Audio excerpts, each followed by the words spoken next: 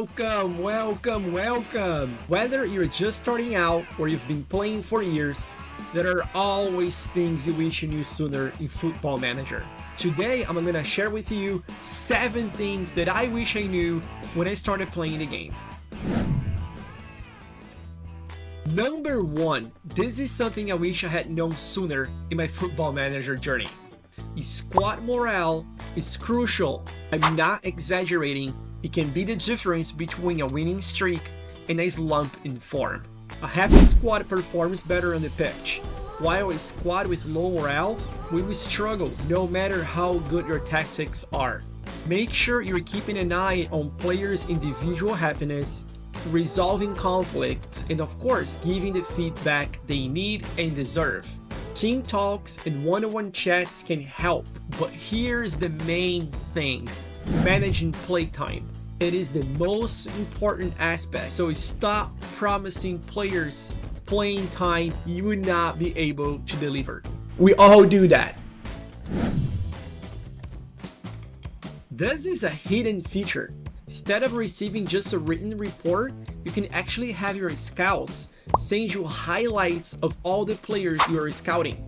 By doing that, you can see a player in action, and also you don't have to sift through entire matches. Having a visual representation of your potential signings is great, and also a little bit more realistic, right?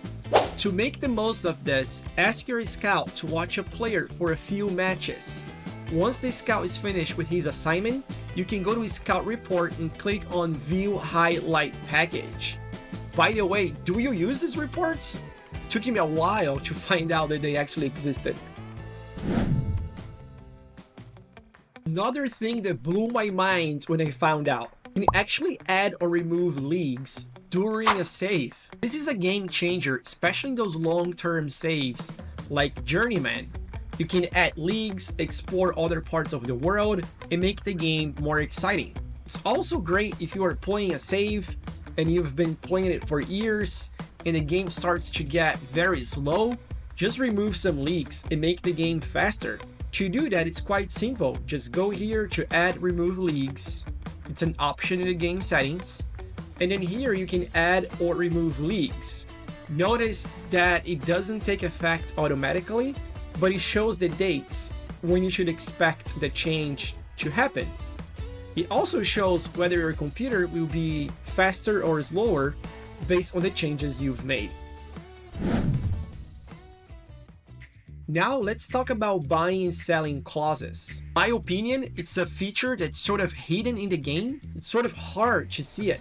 It might be just me. Anyways, contract clauses can have a huge impact on your club's financials. When you sell a player, I believe you often include some clauses like sell-on percentages or future fees, right? Did you know you can actually sell these clauses for immediate cash? This is a great way to generate funds quickly, especially if you think that those clauses will not be triggered anytime soon.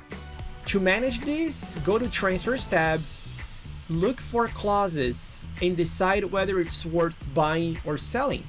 This gives you greater flexibility in managing your club's finances. One thing that I do when I buy players from smaller clubs, and I only buy a percentage of that player, when that specific player starts performing really well, I go ahead and buy the rest of the percentage while it's still affordable or cheap, because I know that I'm gonna be selling the player for a lot more in the future. Let's talk about how you can speed up Football Manager without sacrificing the game experience. I'm talking about the continue game timeout setting. This setting basically determines whether the game will automatically continue after a specific set of seconds without your input. If you are someone who hates clicking on continue all the time, especially when you're multitasking, using the setting can keep the game flowing smoothly in the background. Personally, I don't use this all the time, but I think it's a great tool, especially during quieter periods of the season, or when I'm playing director of football, or different game styles that do not require my full attention all the time. Number 6 is a feature that can make a real difference in player performance and development: calling out poor training performance. If you notice a player underperforming in training sessions, Don't ignore it. Call him in the office for a chat. By addressing the issue directly, you motivate the player to perform better. What I like about it is that sometimes during these conversations, you can set a specific training goal for the player. And guess what? If they don't meet their goals, and because of that you don't play them, they will not complain for not being selected. It's a great way to keep your squad sharp and ensure that every player is working towards reaching their full potential. Let's finish with something that every Football Manager player has been tempted to do. Reloading the game after a frustrating loss or a bad result. Been there, I've done that, haven't you? And trust me, I know how frustrating it can be. Losing that game that you had 30 shots against 1? But after some time, one thing that I learned is that frustration is part of Football Manager and part of football in real life. Managers in real life cannot load games, undo bad decisions, change bad calls by the referees, change whether or not a good player gets injured. That doesn't happen. And as frustrating as it is, having bad days will make your good days much better.